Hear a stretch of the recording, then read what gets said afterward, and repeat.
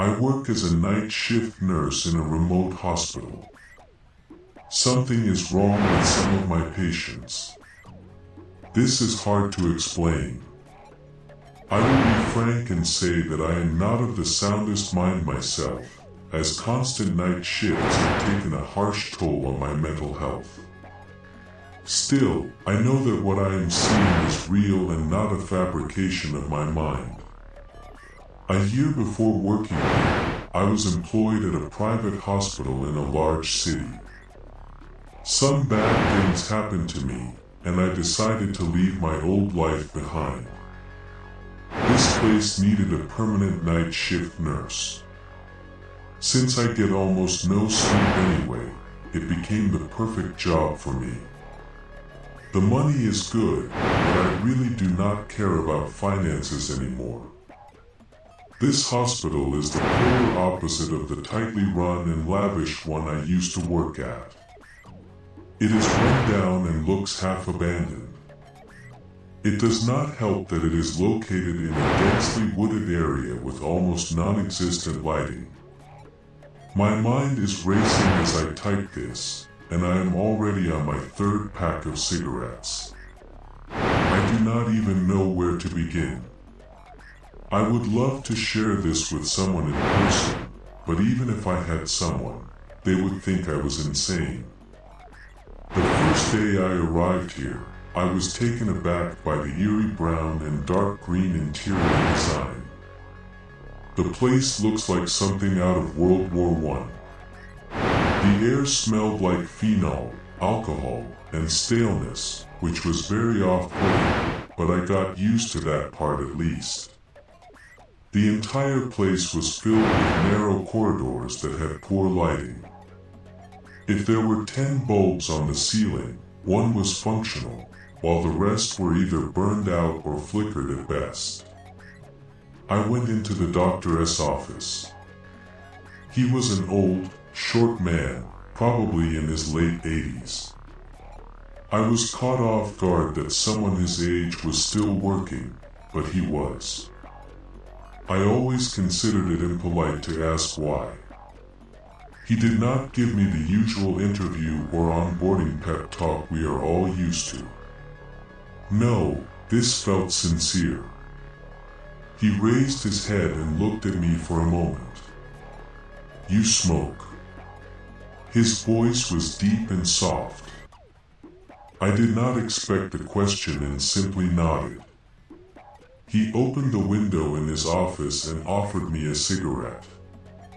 I hesitated, thinking it was some kind of test. He noticed and lit one for himself first, trying his best to blow the smoke outside. I relaxed and joined him. "We old ones do things a bit differently," he said. I immediately knew things here were more relaxed and far less up to code. Moaning and frightened gasps from patients could be faintly heard in the office, which made me uneasy. We talked about life and general topics for the most part, which honestly is not very interesting. The eeriest thing happened at the very end of our conversation. He took my hand and gazed into my eyes.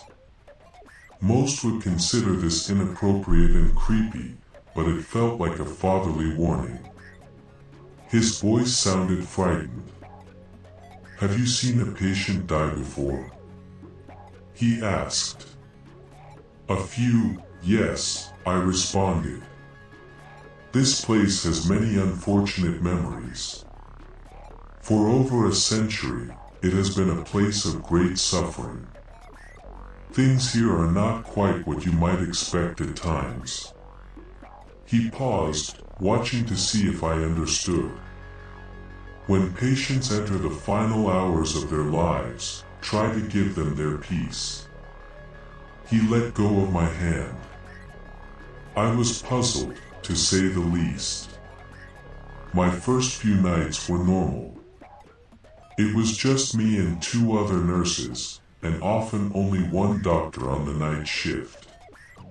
The hospital was huge, but because of its remoteness, it had very few patients.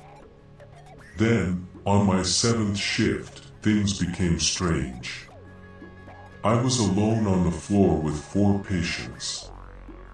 One of them, an elderly man with a severe aneurysm, did not have much time left.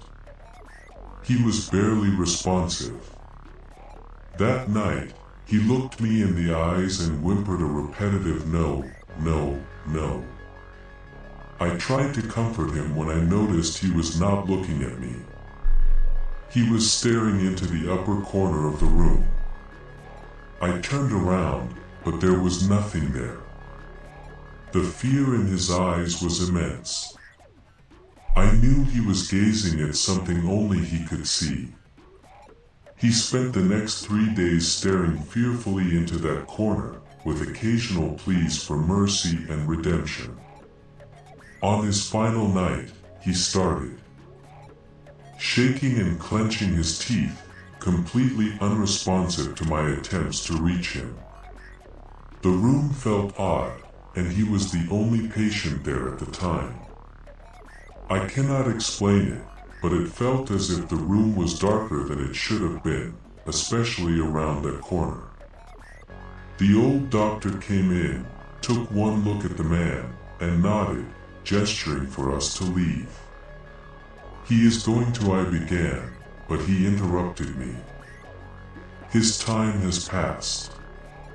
You know we cannot do much." I knew he was right, but I have always been an advocate for trying everything. Reluctantly, I walked outside.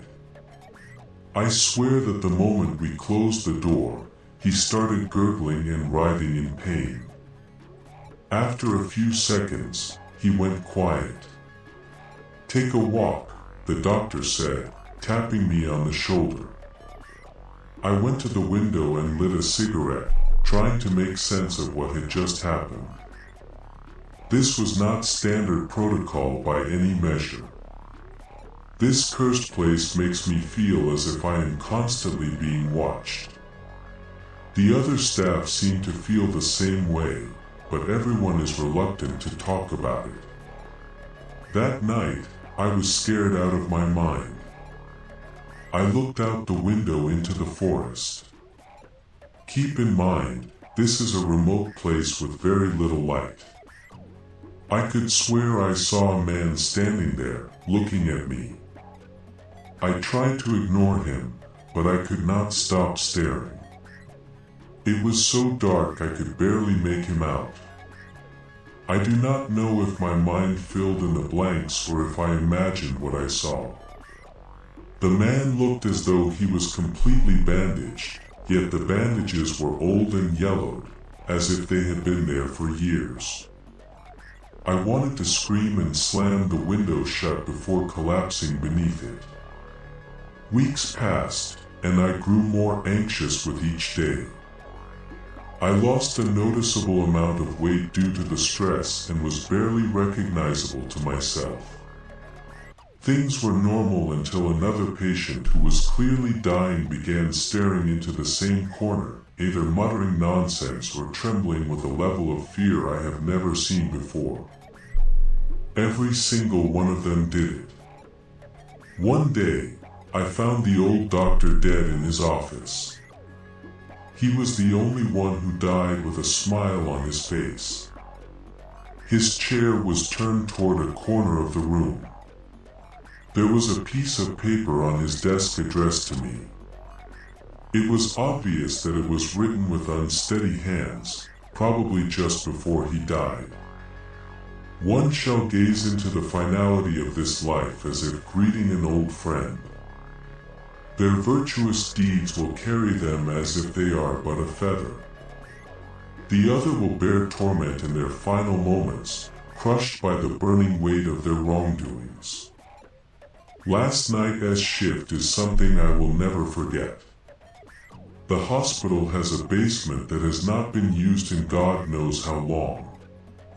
I rummaged through the office and found a key to the padlock. Being foolish, I took it and went down into the basement.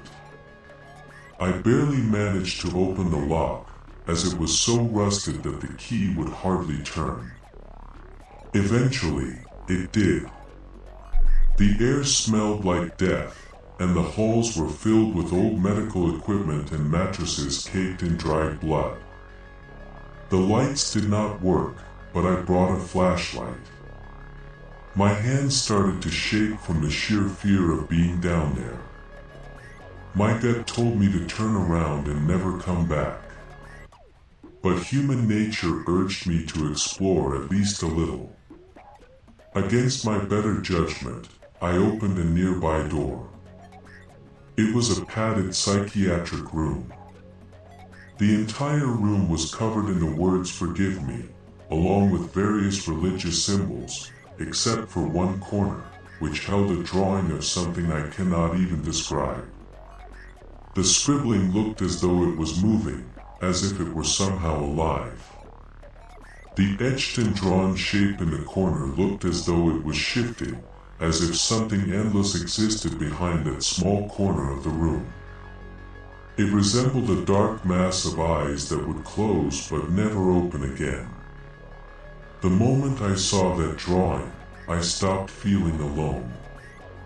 It is as if something is always breathing down my